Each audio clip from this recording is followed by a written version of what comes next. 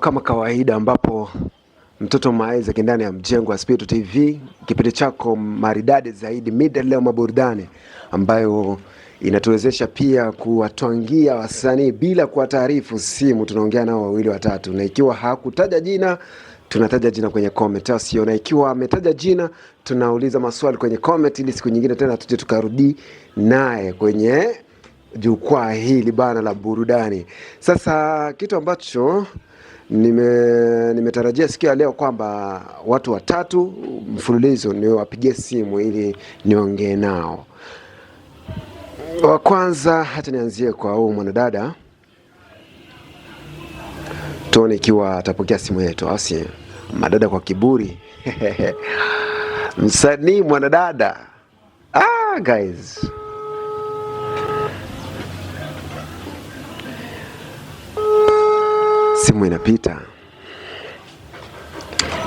simu inapita ndugu yangu, simu inapita.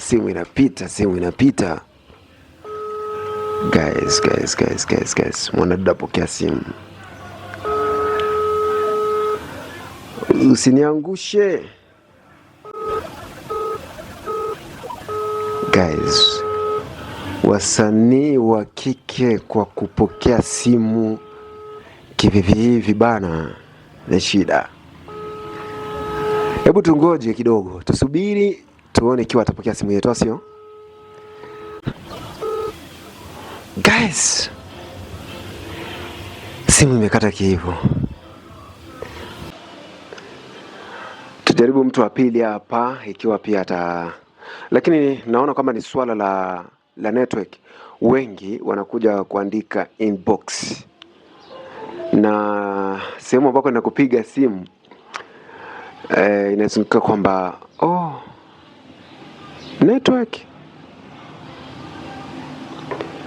Sehemu ambako nakupiga simu naaminika kwamba wengi wanaoga sana kuongea kwenye call kwa sababu ya bando inakuwa ni duni sana. Lakini nitajaribu, je, kwa wasanii wanaopambania maisha watakuwa naogopa bando au sio? Leo tutafahamu, au sio? Hapa hakuna mchezo. Guys, network. Mtu wa pili ameondoka hivyo. Okay, tuangalie na mtu wa tatu hapa, wa mwisho ikiwa atatuangusha au sio. Mungu wangu, wasanii wetu wanatuaibisha. Tujaribu na nani hapa?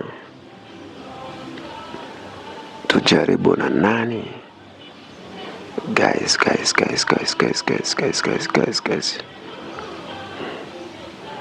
Wasanii wanatuangusha ndugu yangu.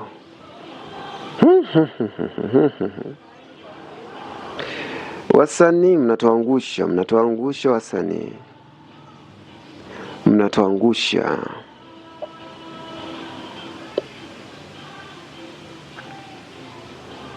Guys,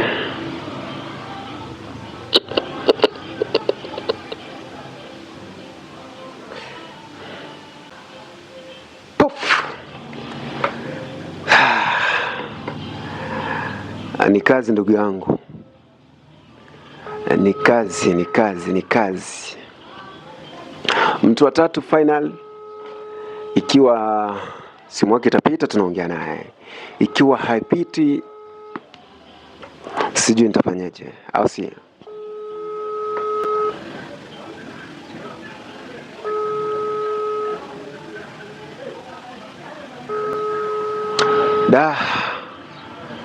Wasanii mna kasoro.